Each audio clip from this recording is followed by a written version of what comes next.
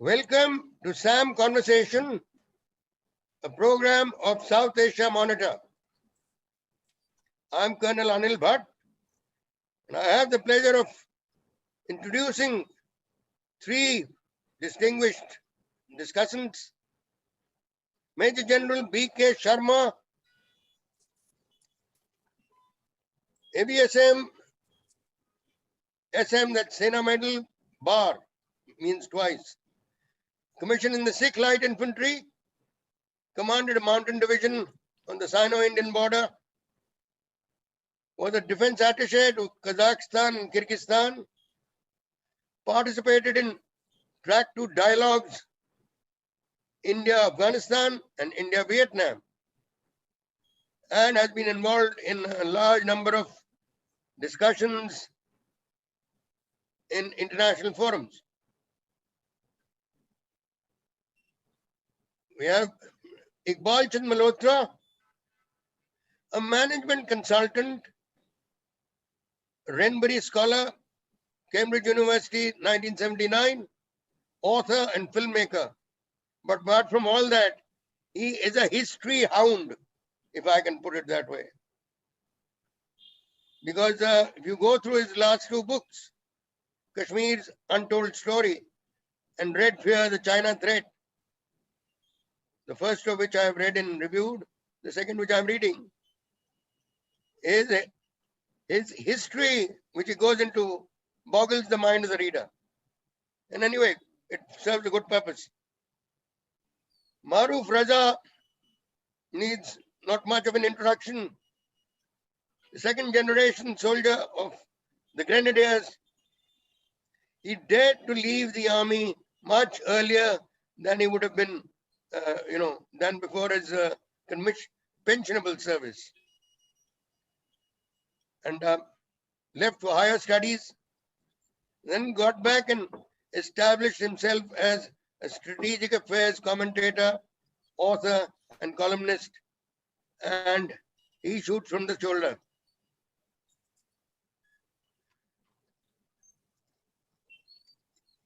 The subject today is Afghanistan on the edge. It's a country which one often can't help thinking of as a tragedy.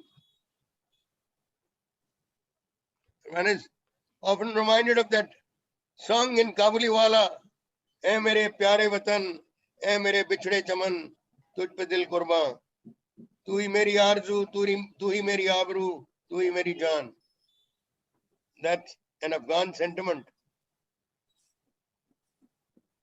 Now, Ahmad Shah Massoud, the commander of the Northern Alliance, was killed on 9th September 2001. His assistant, who survived, came as the ambassador to India a few years later. He survived because Ahmad Shah Massoud insisted that he keep the passport in his pocket, and that passport saved him. He took in about 300 splinters, of which over 200 were removed before he came to India. And he was on a wheelchair. Iqbal Malhotra has had a number of meetings with him in the past. I had an opportunity to interview him. Now, just 2 days after that, on 11th September 2001, the Twin Towers were attacked. And the US-British forces' first bombing salvo was on 7th October 2001. By 19th October, US forces entered Afghanistan, and by middle of November, the Taliban had begun crumbling.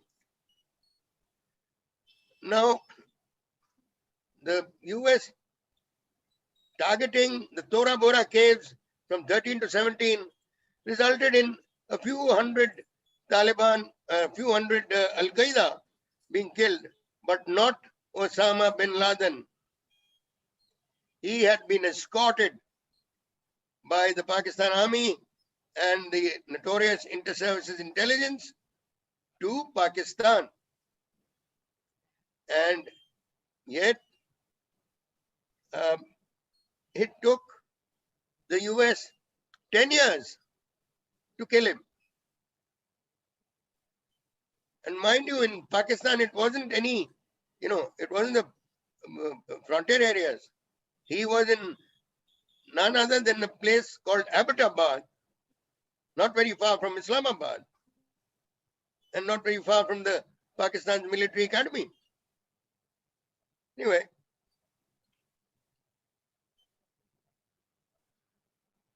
in March 2002, United States shifted its military and intelligence resources to Iraq,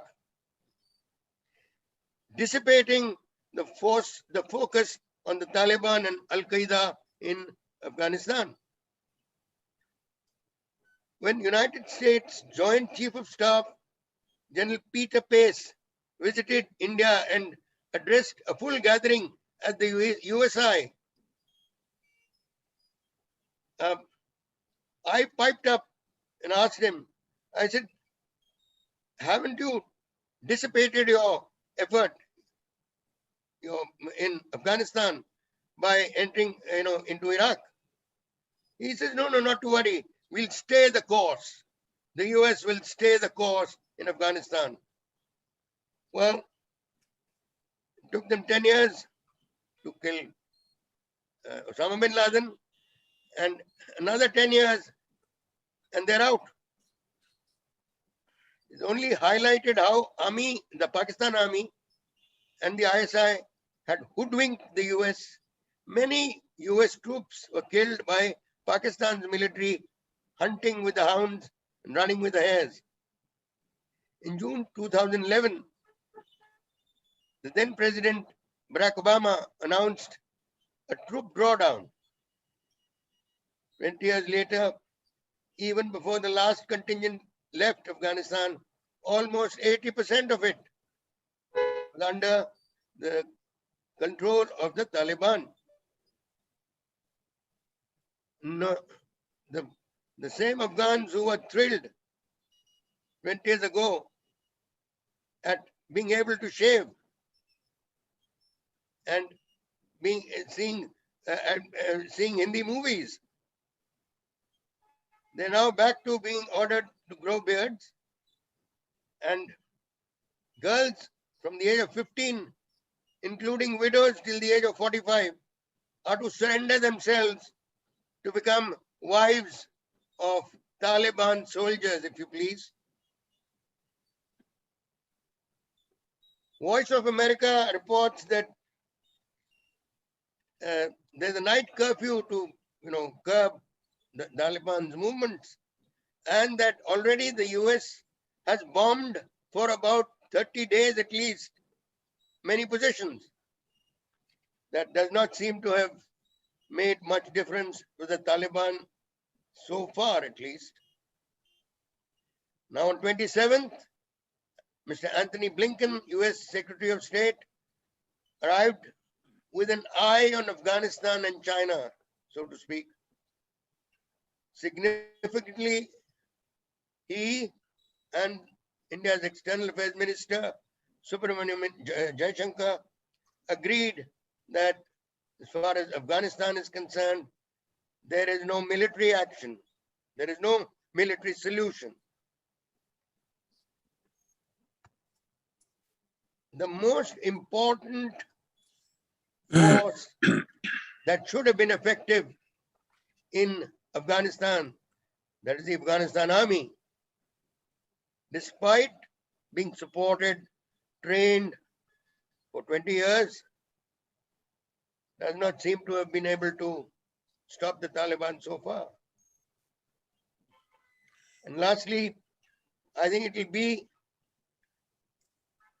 all the number of countries, Pakistan, China, Russia, the Central Asian republics, they all need to be very careful about Taliban controlling Afghanistan. Without going any further, I now request this distinguished panel to come up with the best of thoughts. Major General B.K. Sharma, we please start with you. Well, I really don't know what really to say. Uh, that situation we know in Afghanistan is extremely complex and fluid at this juncture. And our viewers, maybe most of the people who are watching this program, are well conversant with that Taliban today are in control of more than 50% of the districts there. They have surrounded about 9 odd provinces, provincial capitals.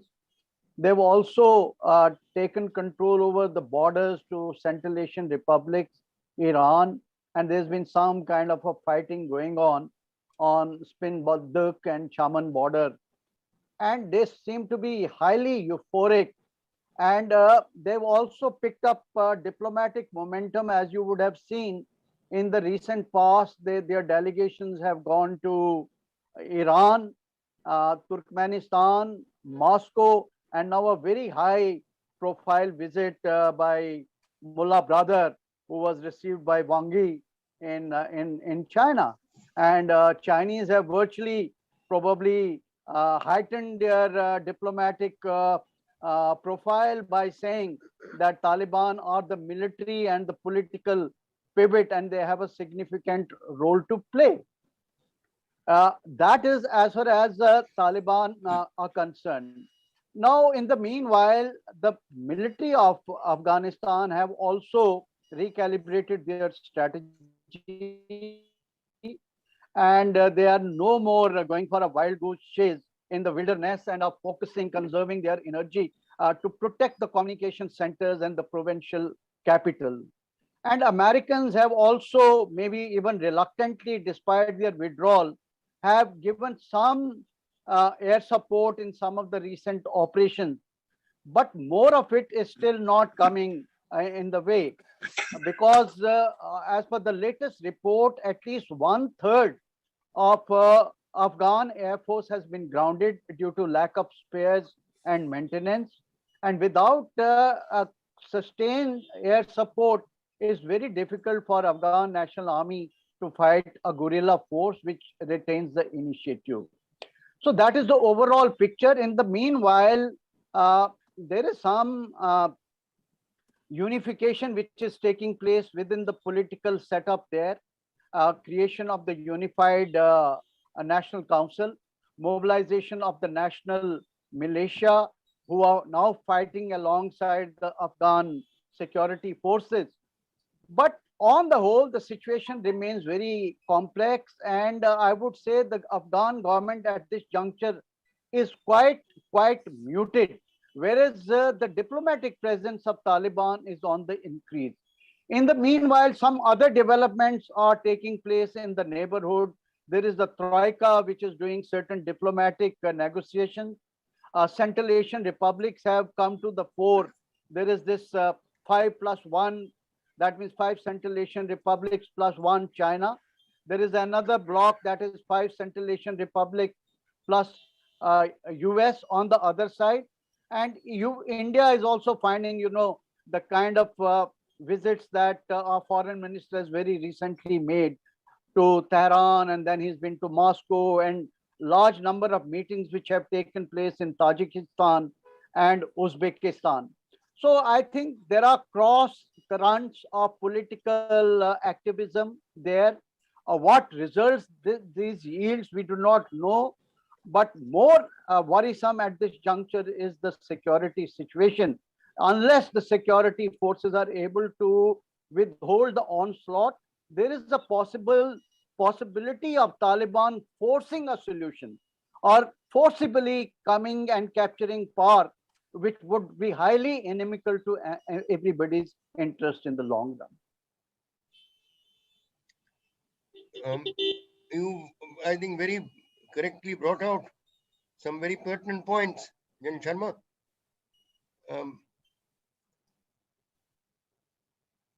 Iqbal, what do you have to add? Well, Anil, the thing is that first you got to understand that Afghanistan is a multi-ethnic society. And while Islam binds them, it also divides them. The Tajiks and the Pashtuns and the Uzbeks and the Hazaras have not been cohesively united or living together for the last 50 years since the coup that took place that brought Sardar Daud Khan to power when he deposed King Zahir Shah in the 1970s. And I'm not surprised that the Afghan army has crumbled, because the Afghan army is also ridden with the ethnic factionalism. And you must remember that the Taliban was created by General Nasirullah Babar in '94. It was a creation of the Pakistan army, and every avatar of the Taliban has been created and supported by the Pakistan army.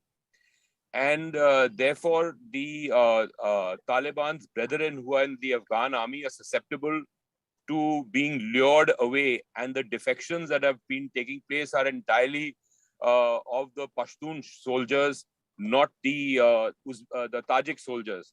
Now, when you look at the ethnic divisions of Afghanistan, you see that the Tajiks are the ones aligned with the US and with India. The Pashtuns are aligned with the Pakistanis. The Hazaras, because they are Shias in a Sunni land, are traditionally aligned with the Iranians. And the Uzbeks, whose leader is General Dostum, are aligned with the Central Asian republics like Uzbekistan and Tajikistan and Kazakhstan, etc. Now, I went into Afghanistan. I flew in there in 2001, weeks before 9/11 and before Commander Massoud was assassinated. And I discovered that two things are very important. One is that the revenue that was earned, because Afghanistan has been a trading nation, and internal trade is very important. And the Taliban at that time controlled all the internal trade venues, and they were extorting taxes on internal trade, and that was a source of revenue. The second thing was opium production, which was a source of revenue and was controlled by the ISI. And today the UN has estimated that the value of opium generated from Afghanistan is about, conservatively, about $30 billion a year. So you've got tremendous amount of cash flow coming in, and that is funding the ISI. So you need today, what the Americans need to stem the rot is they need money that must be provided to the Afghan army. The army chief from the Taliban know that today, if the Americans cut off aid to Afghanistan and spares and money, then the whole system is going to crumble. So they need to keep that supply line going, and they need to keep the cash going, because you're up against a formidable adversary. That's the ISI. They've got every electronic eye in the sky that's guiding the Taliban to victory. So Americans know that. They never had the stomach to take on the Pakistanis. They were in the wrong country fighting the wrong enemy. They should have been in Pakistan fighting the Pakistanis if they wanted to solve this issue. So that's what I feel.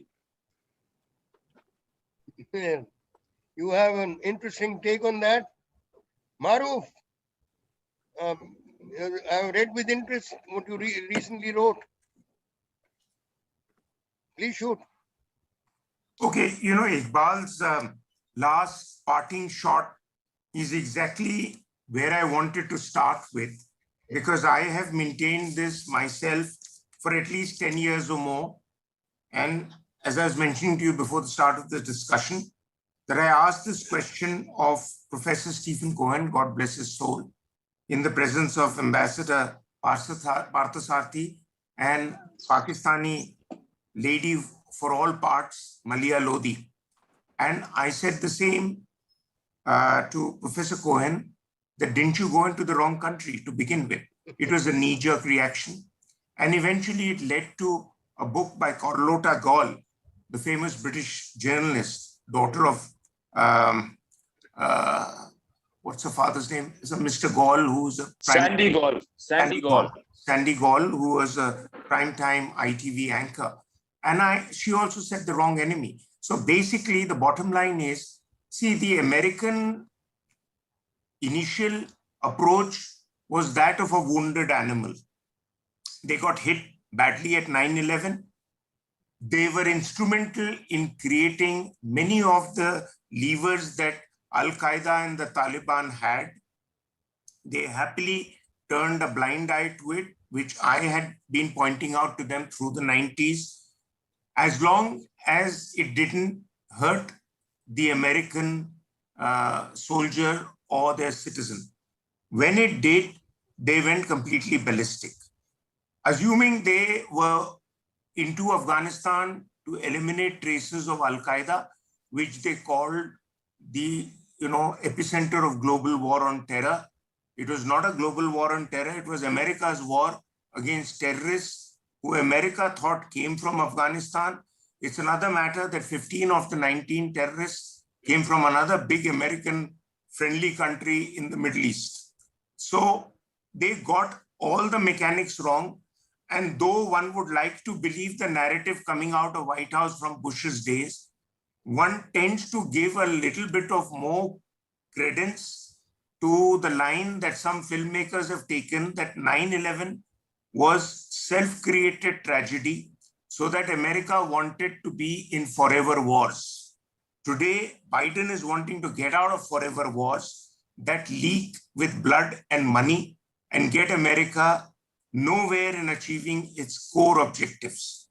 So that's the first thing. They were in the wrong country with an extended tenure, which should have finished in 1.5 years. Interesting, Lisa, that when the 9/11 happened, the debate was happening in the Vajpayeeji's government onto whether to send the Indian army or not.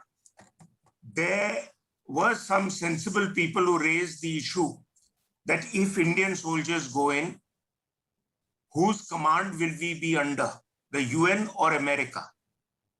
We can't fight under the American flag. Second, who's going to pay our bills, America or the UN? The UN had no money. America was ready to pay the money. And as I told Stephen Cohen, that 1/10 of what you spent 10 years ago, which was $600 million. So I said, if you paid $60 million to the Pakistani generals, they would happily go and send their men to go and die for you. आपको वहां मरने के लिए क्या जरूरत थी जाने की?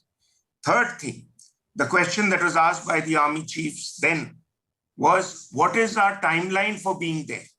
Are we there for 1 year, 2 years, 3 years? Because if you look back, actually now we are in the 34th year of a blundered intervention in Sri Lanka. The IPKF went in July, on July 29th, 1987. And in many ways, Sri Lanka was our Vietnam or Afghanistan. The only difference was political circumstances there got us to take an exit route out of there in 967 days. Had we stayed on, we might have stayed on for another few years and fighting a thankless war for somebody else in some other land, which India chose to forget. That is what happened for a lot of American soldiers.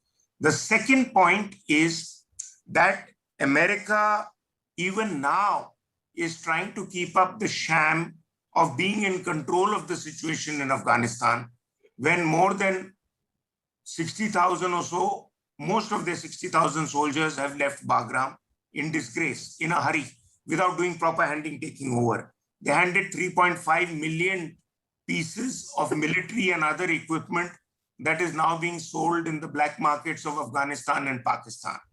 And weapons also. They left it all behind and to hell with it, and they've gone. And now you have American policymakers giving us this nonsense about over-the-top horizon, over-the-horizon operation. And they're also going and bombing the Taliban in support of the Afghan forces. Why do the Afghan forces not fight? Because they don't have, as Iqbal brought out, the binding adhesive.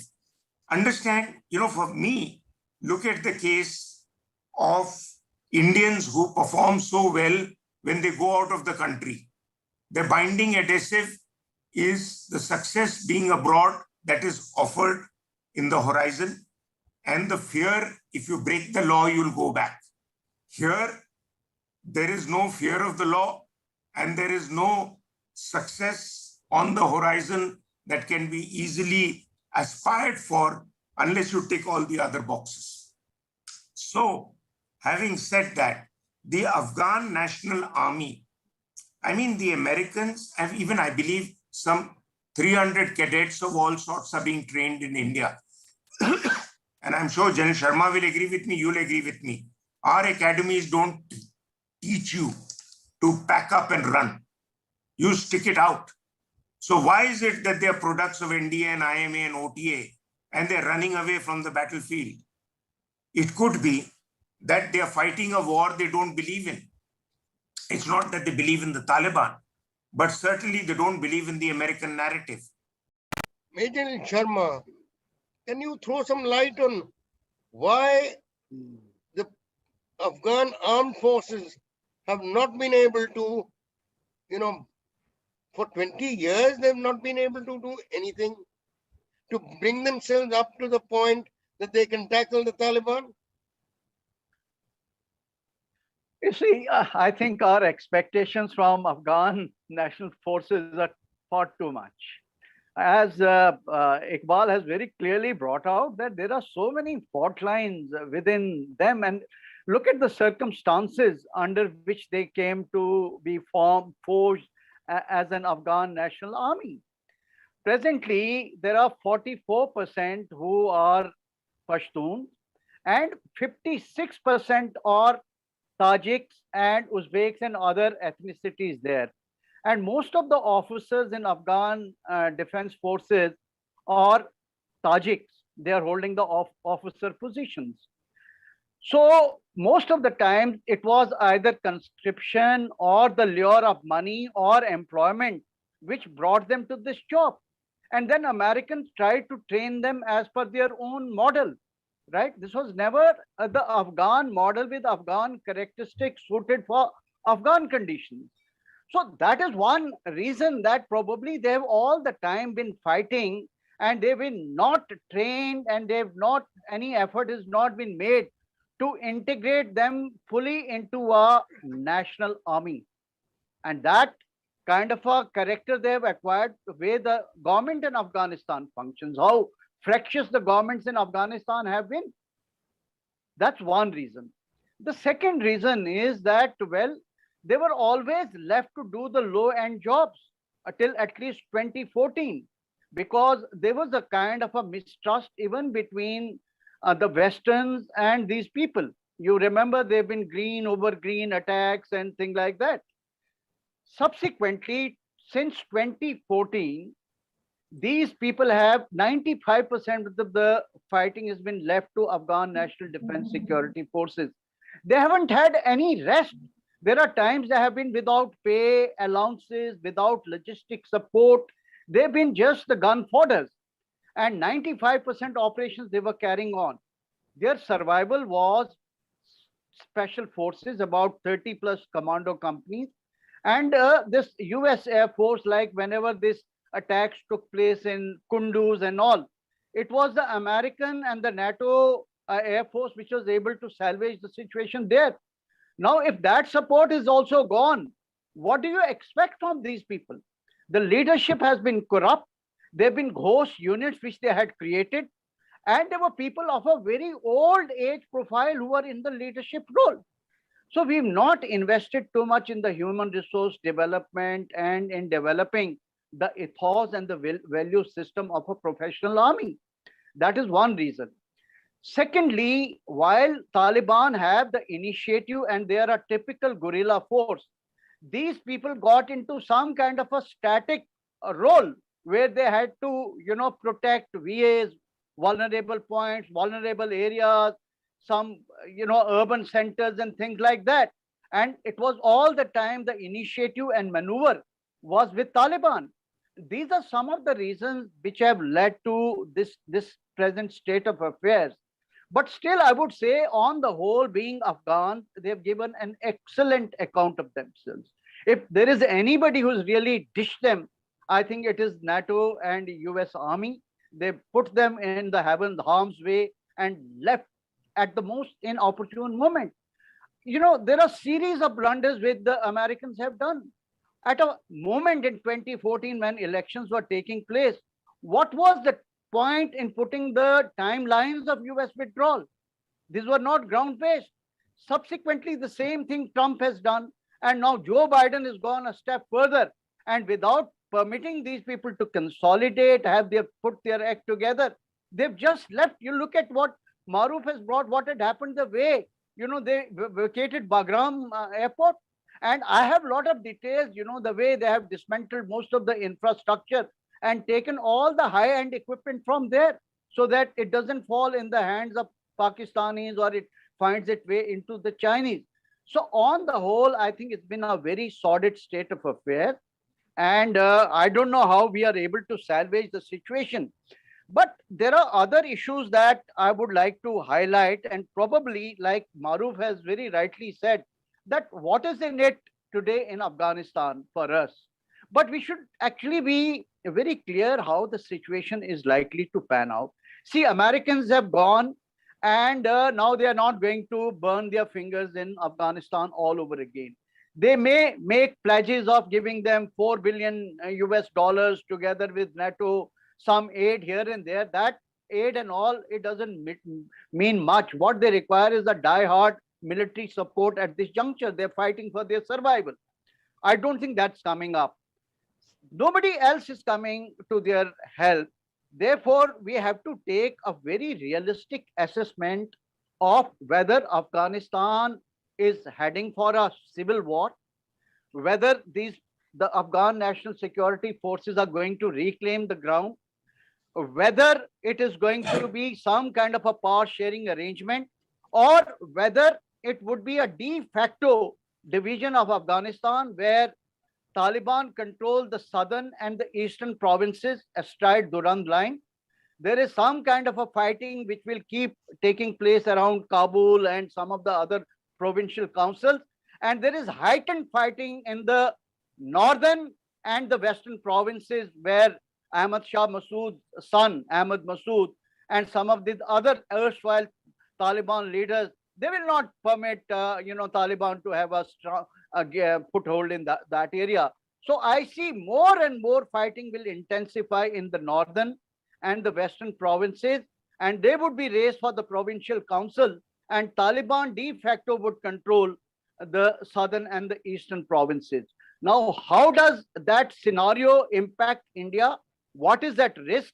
I won't take time. Maybe other guests would like to deliberate upon that, and then we can continue with the discussion. No, Jalil Sharma, you very, correctly brought out some very disturbing aspects about the weaknesses of the Afghan forces and the mistakes that the US made. There's no doubt about the fact that Pakistan can do no wrong even after it is responsible for a few thousand American soldiers getting killed. Iqbal. See, let me tell you one thing, and that's very clear, that the future of Afghanistan lies in the hands of Pakistan. Now, during my last trip to Afghanistan was about 16 years ago in 2005. At that point of time, the Tajiks were already stockpiling weapons and ammunition for the eventual civil war that was going to happen once the Americans departed. Now, they've been at it for 16 years. And as General Sharma said, that Ahmad Massoud is going to lead the Tajik forces, and he's going to be supported by Amarullah Saleh, whom I had occasion to meet 20 years ago when I was there, when he was a translator for President Massoud, for Commander Massoud.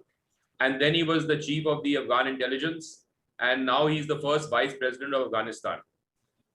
The Chinese have used the Pakistanis because the Chinese thrust is to build a road from Peshawar to Kabul and then extend it from Kabul to Tehran and Kabul to Ashgabat.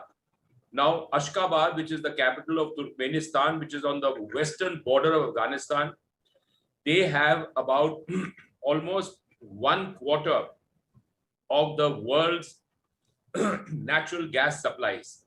They have two very big gas fields. I visited one, which is at the tri-junction of Iran and Afghanistan in 2002. That's called the Daulatabad field. and the other one is the one up north, which is called the Galkanish field. Now, they want to connect these oil gas fields to road links and to rail links, the Chinese. So their thrust is to subdue Afghanistan completely. The Pakistan army is going to leave no stone unturned to completely crush all resistance. They will, however, find it very difficult to enter the Panjshir Valley, which is going to continue to remain the hideout of the Tajik forces. And they will launch guerrilla attacks on the Pakistanis now and then.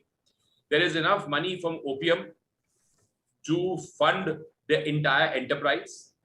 And once the Chinese have built the road and rail link up to Tehran and Ashgabat, the Turks will be able to come all the way down to Ashgabat, and India's initiative at Chabahar will be completely marginalized. It will be, all that money will have gone waste, because the whole of Central Asia will be joined to the Belt and Road Initiative. And that's what the Chinese are looking to do. And that's what their subalterns, the Pakistanis, are doing. And in the process, the collateral benefit for Pakistan is that they continue to exploit the opium. They have strategic depth. They will continue to get cannon fodder of Pashtun youths to be sent into India. Now, the danger is, and this is the spillover, number one, the Chinese will start injecting cheap opium derived drugs into India, because they have got this thirst for revenge for what we did to them in the century of humiliation from 1839 to 1939, when Indian opium was used to make China a nation of addicts. Secondly, what is going to happen is that if the radicalization of Afghan society spills over into Pakistan, you will find that those Pakistanis who don't want to succumb or yield to radicalization will then want to escape from Pakistan into India. Now, what is going to happen if 10, 15 million Punjabi refugees from West Punjab, who are unwilling to live under strict Islamic laws, even stricter than they are today, want to escape into India? How are you going to stop them at the border? What is your contingency plan for that? Are you going to lay minefields? Are you going to machine gun them? What are you going to do? Are you going to accommodate them? Because this civil unrest in Pakistan is something that nobody has factored into, and that is what a major war game needs to be created and done to figure out how are we going to deal with that issue. So that is the spillover that I fear from Pakistan and not from Afghanistan, because Pakistan society itself is very tenuous, and how long the Chinese can hold it together, I don't know. And how long the army can hold it together, I don't know, because once this onslaught of radical Islam seeps into the Punjab, it is going to create many divisions there within Pakistan. Thanks, Iqbal. Some very pertinent points you brought out. Maruf, you know, we were the first to begin our reconstructive effort, the reconstruction, and we were the first to set up a embassy and consulates there. We made a very world-class road from Zaran to Dilaram. There are so many assets that we've created. What do you think is going to be the security of such these assets? You see, despite the historical linkages with Afghanistan, despite the Afghans holding India in very high stead, and Ambassador Khalili being here, who I've also met, and I was there with Jaswant Singh for the inauguration of the refurbished Indian embassy in Kabul. Yes. The fact remains, all that, I think, I mean, it's a very blunt view to have. I think you should just consider it as an act of charity and move on. Because quite frankly, there is an old military adage, don't reinforce failures. So don't go in somewhere where the angels fear to tread. And quite frankly, Afghanistan is at that. I may be sounding very blunt and harsh, but in life, when you are faced with a situation where you have limited ammunition and resources, there are many cases of army officers who've chosen to stand there and die and tell their colleagues, you retreat and get out of harm's way. The example of Captain Hanif at Turtuk is a case in point during Kargil. Yes. But what I'm trying to get at is, you see, Afghanistan has multiple scenarios that you can war game, as Iqbal says. But when at the peak of everything, when it was going right, American influence was quite considerable. Now it is zilch. You didn't get invited to the high table. You were asked to wait outside the door to get the press release. You had eminent retired ambassadors from India, one ex-ambassador to Afghanistan, one ex-envoy to Pakistan, going in as observers to meetings in Moscow. And now you have another retired ambassador who's a champion of our getting involved there in Afghanistan, says, after all, we were always engaging with the Taliban. Then why this hypocrisy? On one side, we said what the Americans were saying, that the Taliban was unbearable, unpalatable. And you have Zalmay Khalilzad going and working out an arrangement with the Taliban that has given them every benefit of doubt so that America could exit from there. And I'm sorry to say, Zalmay Khalilzad sold himself to the idea of continuing to get his package as advisor from the Trump government, because Trump said, get me an exit plan and don't waste my time with all sorts of other variables. And now, strangely, the Biden administration's also hired him. So he seems to have a way of getting around in Washington while continuing to keep his pad there in Washington and his place here in Kabul. Now, the point is, Manmohan Singh, Prime Minister of India, with due respects, I have heard people who worked with him to say that he was completely sold out to the American narrative. Why is it, let's ask a question, that Mr. Dr. Manmohan Singh, the eminent academic, never visited any third world country in his tenure as Prime Minister? He only kept shuttling to Washington and a few other fancy capitals of the world. And he's the man who continued to pour money down Afghanistan. I mean, you had put $2 billion or $3 billion into Nepal, Bangladesh, and Sri Lanka. You'd have a safer neighborhood here.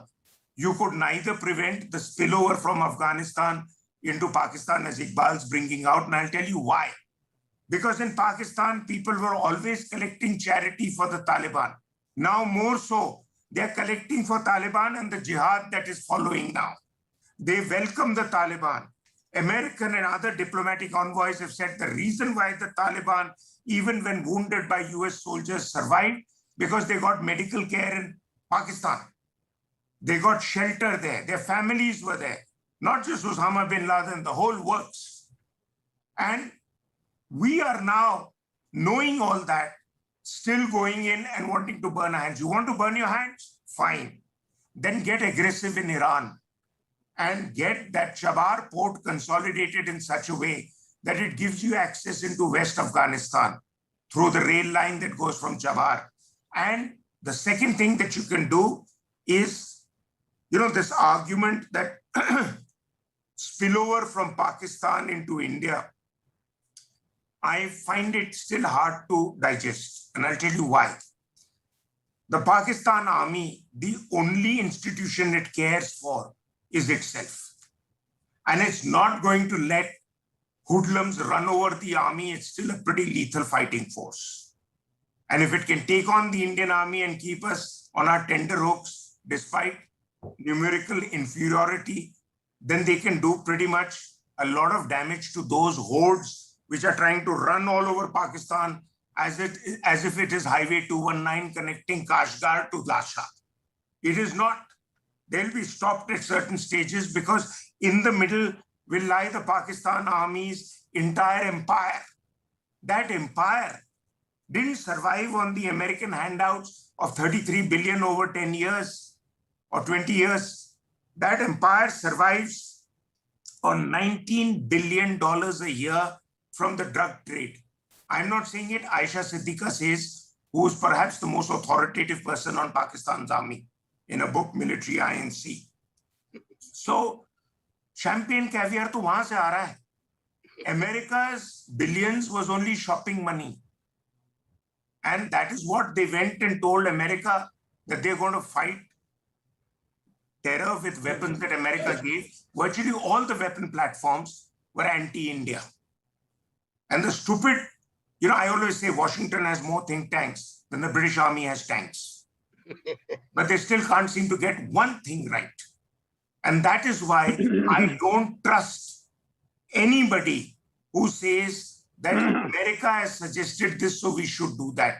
And I'm sorry to say that even in the current administration in India, we have a lot of people who seem to be veering only in America's direction and wanting to be in America's good books. But we have very little in common with America, except that we are democracies. But then again, what kind of democracy we are vis-a-vis what kind of democracy they are is a matter of a separate debate. So I've been very hard-hitting, but let me tell you, my views are that we should let Afghanistan be where it is and get the world's other countries. The SCO is an active platform. Sab wahan jaate hain. Jaishankar Saab jaate hain. Rajnath Singh jaate hain. And even Mr. Doval has gone there. Why don't you let the damn SCO take on the responsibility of Afghanistan? Why do you have these cultural clubs that keep meeting regularly to just basically exchange niceties and photo ops? Give them a role. And the SCO, because it operates largely out of Central Asia, tell them that this affects Central Asia, they should get involved. And if Pakistan wants to, as Iqbal rightly says, the only country that has influence in Afghanistan is Pakistan, let them get involved, let them burn their fingers. If the biggest power in the world could not take on Afghanistan, if Pakistan knows a trick or two, let them go and do it. Our investments were done with a purpose, but quite frankly, I think we should have read the writing on the wall in the beginning only, in the first 10 years, कि आपके investments आपको कमरे में घुसने नहीं दे रहे हैं. आप बनाते रहिए dam, roads, schools, hospitals, and even parliament building. But the Taliban probably even destroy the parliament building because they don't believe in parliamentary democracy. But anyway, all that having said, I have very strong feelings about it. And I just feel that there are many other initiatives where we could have done better, like getting involved, but we've chosen to stay out of it. One classic example is the RCEP, which is a trade arrangement where we would have benefited. We've kept out of there. And we're going and sinking ourselves in a quagmire called Afghanistan. So I'm sorry, I'm not for it.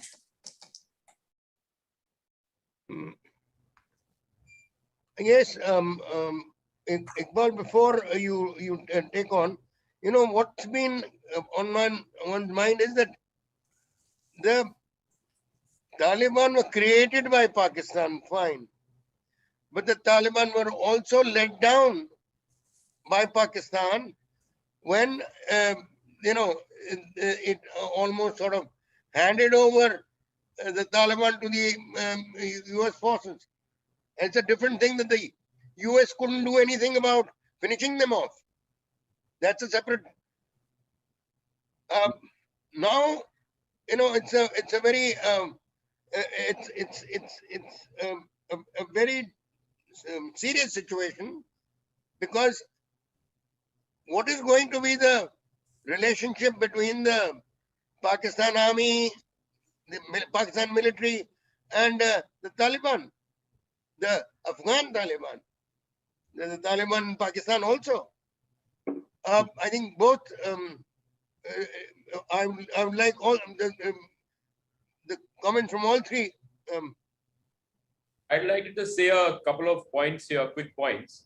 Okay. The first thing, I disagree with you when you say that the Pakistan army let down the Taliban. They never let them down.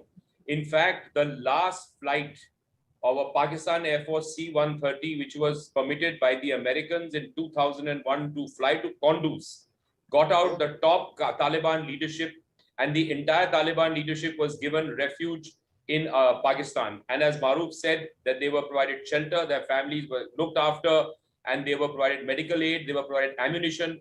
I myself went on a mission in the Nangarhar province with the American Army in 2005, and the colonel on the ground who was heading that mission said, and I've got him on camera in one of the films I made, he said, this ordnance and these weapons have all got Pakistani markings.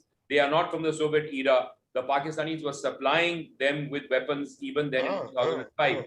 The second point I want to make is that despite the power of the Shah of Iran, and despite his invincible army, and despite the fact that there were no ethnic divisions in Iran, the power of Mr. Khomeini, Ayatollah Khomeini, and fundamentalist Islam swept the Shah aside.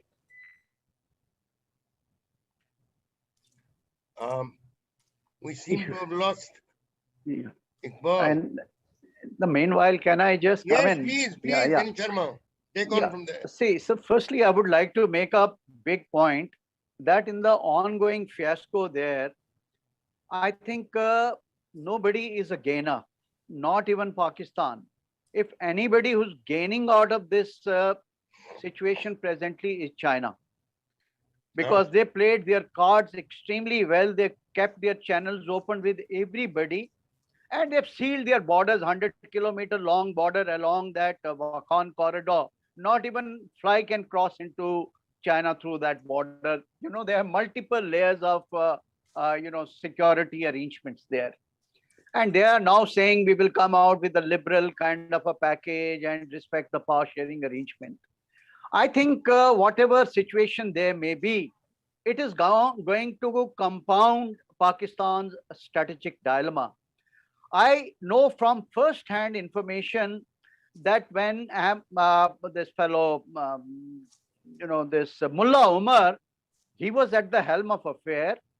Nasrullah Babar, who was the interior minister, he approached him and he said, now you are in control. Why don't you recognize the Durand line? And he told him, get out. This is a question of Pashtun nationalism. And over my dead body, it is only Loya Jirga which is going to decide about the question of Durand line. And very recently, when Shah Mahmud Qureshi was asked this question by one of the Afghan reporter, that what are you going to negotiate the Durand line with Taliban? He said, we are not going to talk even to Taliban on Durand line. So Durand line is going to be the most contentious issues because that is an element of Pashtun nationalism. Now, you look at Pakistan doesn't want a very strong Taliban because Taliban is not a monolith. While Haqqani network may be under control of Pakistani establishment, but there are 19 other groups who are presently aligned with Pakistan, but they have their own differences. And I very much guess that some kind of infighting at some point or the other is going to break out within Taliban themselves. Tehreek-e-Taliban of Pakistan, Daesh, you have these Eurasian groups who have very different priorities and orientation. So they are going to get involved in internal fighting. Now, the recent report which has been released by the UN, there are about 6,000 Tehreek-e-Taliban of Pakistan, and most of these people are actually 70% of Arkazai and Afridi tribes from northwestern provinces. Now, these people together with Tehreek-e-Taliban of Pakistan are having the patronage of Taliban, and also Al-Qaeda. Al-Qaeda today has become more active in about 9 provinces there, and they are supporting not only Tehreek-e-Taliban of Pakistan, but other groups like Ahrar, whether you call it Hizbul Ahrar or you call it Jamaatul Ahrar. These people have become extremely active in Balochistan. You know, there's been another firing in Karachi on the Chinese diplomats there. Yesterday, besides that, you know, that bus incident and the hotel incident, now these people are not going to spare them. So that, besides that, the Pashtun Tahaffuz movement, definitely has certain resonance on this side of Durand line. Therefore, Pakistan itself doesn't want a very strong Taliban regime to come. They also are looking for some kind of a power sharing arrangement. As far as India is concerned, I think it's a hot potato in our hands, and the best bet for us at the moment is we should not take the American bait. Take a very detached and dispassionate view of the whole situation there. Hedge our bets there. See that no Kandahar-like crisis or some of a mission, becoming a target, it doesn't take place. Keep your range of contingencies open and let others fight there and see whatever comes. It doesn't affect us. I think it is totally, I would say, a misnomer that even we had an element of chance through Chabahar, Ziranj, Dilaram Road. You look at the alignment of that road, it passes through Faryab and Helmand province, and that is the stronghold of Haqqani network. Even if we would have made that road, we would have never been able to operationalize that road or have any container trade which was commercially beneficial. So therefore, at this moment, I think while we can make good diplomatic overtures, but on the whole, we should have a hedging strategy, bide our time and see how situation pan out, and go for more of a covert, low-level kind of a backdoor diplomacy than to make big noises. Anil, I'd just like to pose a question to Maruf. Yes. My idea, I got cut off because the electricity, there was a power cut at my house. My view is that India should consider providing a line of credit to the extent of 100 million to 250 million US dollars to the Tajiks. Because my assessment is that Afghanistan is going to break up into 3 or 4 parts. And definitely there's a Pashtun part, there'll be a Tajik part, and then there'll be a Uzbek Hazara part. So you need to keep on arming the Tajiks, provide them with weapons, provide them with money, whatever you want. Be proactive, but don't abandon the Tajiks, because they will conduct all the guerrilla attacks on the Pakistan army and the Chinese construction forces that land up in Afghanistan to build the Peshawar to Kabul highway and onwards from Kabul. So I mean, I don't know if Maruf agrees with this view. I think it's a great idea, because I'm not saying pull yourself out completely from your entire engagement investments there. I'm just saying don't continue to keep sliding down the black hole. But when you can put in $3 billion, what is 100 million or 200 million? It's not even 10% of that. And how you can do it? We have an air base, as Iqbal knows only too well, in Dushanbe. And Dushanbe is in Central Asia. So we don't have to be dependent on Pakistan for air access to those countries. And even when our diplomatic staff was flown out of Afghanistan after things began to fall apart in Kandahar and elsewhere, they flew out of airspace that was not Pakistan's. So quite clearly, we can go there through a little more convoluted route, but since we are not going to have to maintain such a huge logistics lifeline like America's and American troops required, we can go in with money bags. And I go back to my old thesis. You want somebody to be an element in play in a conflict. You don't have to put your boots on the ground every time. You pay for it. If Americans had paid the Pakistan army would happily, I mean, they have sold their damn souls to the Chinese for $64 billion, the CPEC. They would have sold their mothers to America for $60 billion. I'm sorry to say that. But that is the nature of Pakistan Army's basic approach to things, that money counts. So you use your money bags to get the Tajiks and others to get engaged with. After all, even when the Taliban was in control earlier on in the 90s, the Northern Alliance was basically being funded by us and supported by us. I have met many Afghans and their families who were given homes and a certain anonymity in India. So why can't we continue to do that? And if Afghanistan is going to be a fractured land, so be it. You know, a lot of these artificial lines that were drawn during the days of the empire, they're not really reflecting the truth. Iqbal will agree with me that the artificial lines that made up the state of Jammu and Kashmir basically was 5 regions. There was Jammu, there was Kashmir Valley, there was Ladakh, there was what we call the Gilgit-Baltistan area, and what we call the POK region. So all that made up Jammu and Kashmir. Now, whether it was Mr. Johnson who was paid money by the Maharaja to extend the boundary lines to what became the Johnson line up till Haji Langar, or it was somebody else who decided to make another set of lines and define Pakistan's northern territories, and then the British got it taken over by Major Brown. But the fact is, if Kashmir, and look at what cost, I know Jan Sharma, being from Kashmir, will have very strong views about it. But it has cost us, but we're willing to pay the price. But would Pakistan be willing to pay the price to hold the artificial Afghanistan together? Afghanistan में Karzai को जो president बनाया, he was a Pashtun. The Taliban are Pashtun. Now the Taliban are different when they are inside Pakistan and different when they are in Afghanistan. You know, there are 2 divergent views. So the ones who are operating in AFPAC region are not totally on the same page as the guys who are going hammer and tongs for Kabul.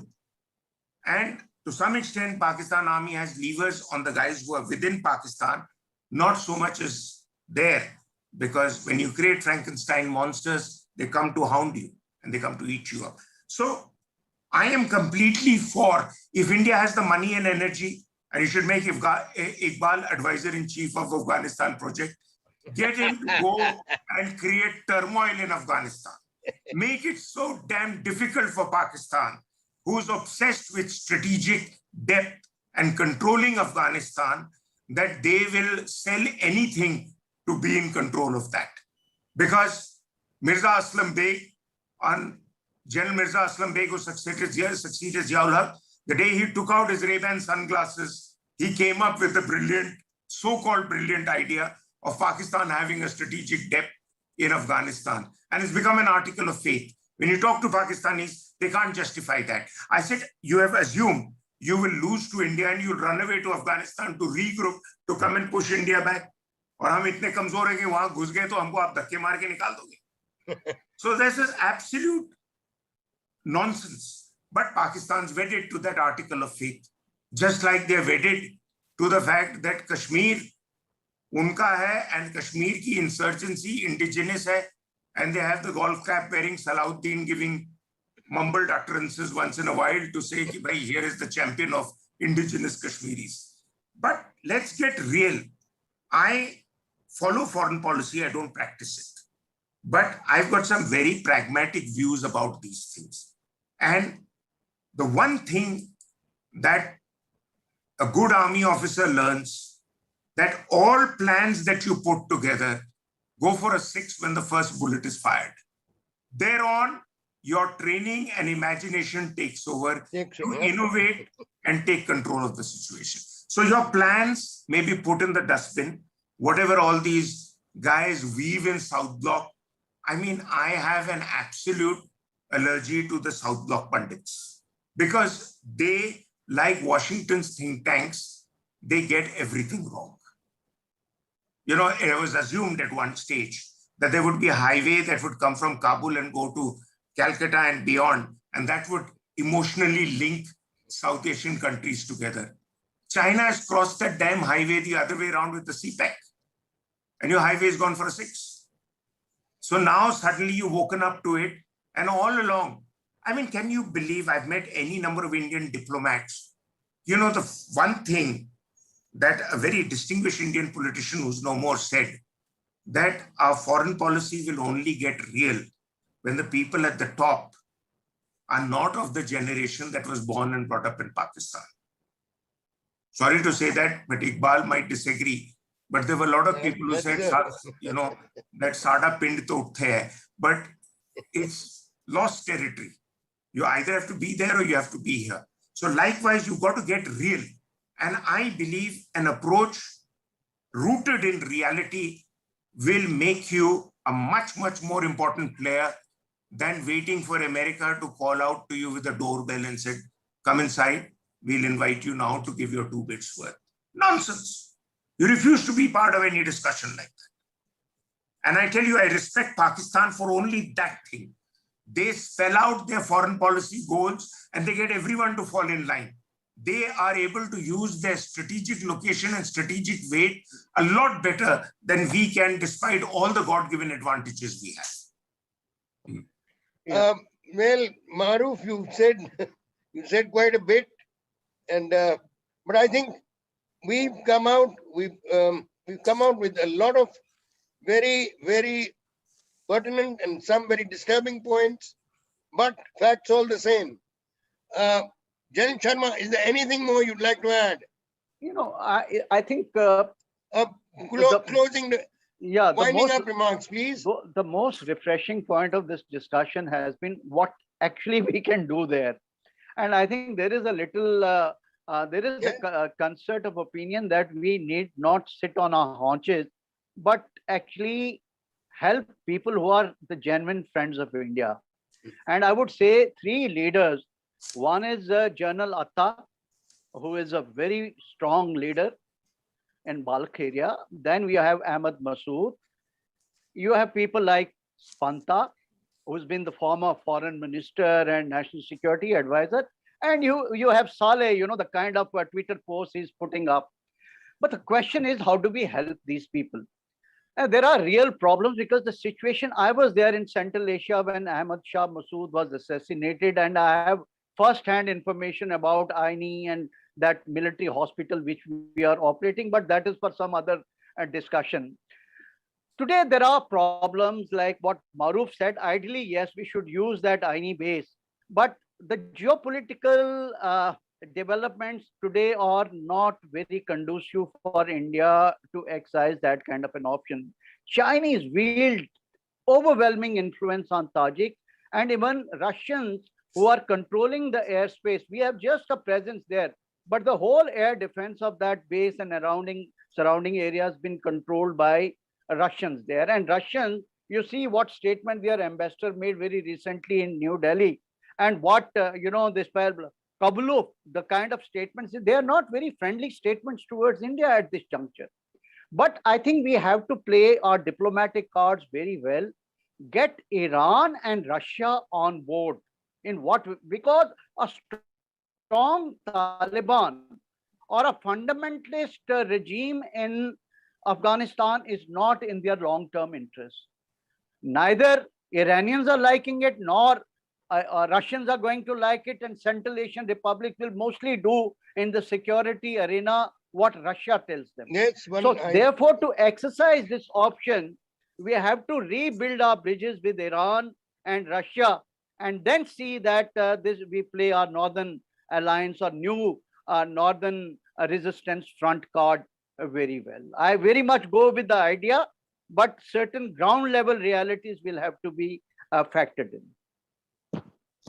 I would have asked Iqbal, but we've lost him again. Maruf, is there anything you'd like to add finally? No, General Sharma's view is far better than mine. It's much more nuanced. And, I am basically a hard-hitting go-getter. That's me. But sometimes you have to speak the blunt truth for people to suddenly wake off from their slumber and realize that, yes, there is another argument that is there. The bottom line is, if Pakistan is obsessed with Afghanistan, just make it expensive for Pakistan to be there. Expensive in money, resources, and manpower. And the best way you can do that to them, you can do to them in Afghanistan what they're doing for you in Kashmir.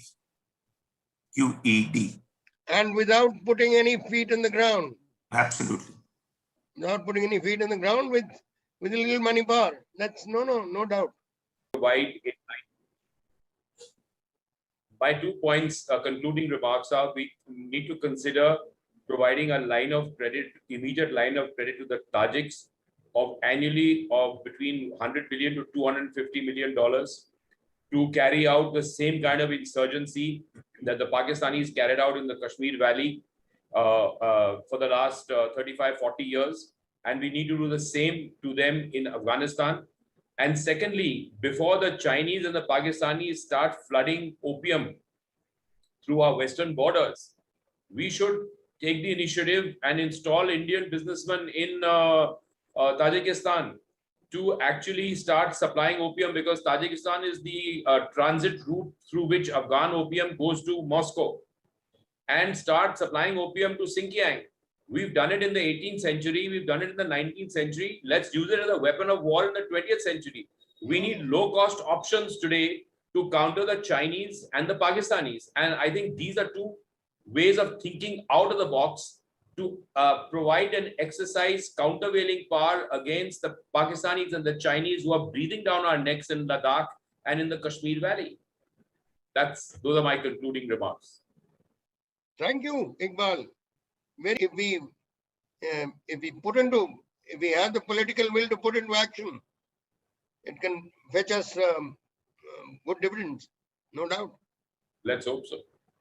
Thanks, Iqbal. All the best. Bye-bye. Thank you. I think we've covered a lot of ground, but in any case, Afghanistan is a story which is not going to end so soon. But thank you very much, Janet Sharma, Maruf, and Iqbal, even if we lost him, the lot that he brought out. Thank you very much, gentlemen. Thank you. Thank you. Thank you, sir. Thank you. Thank you.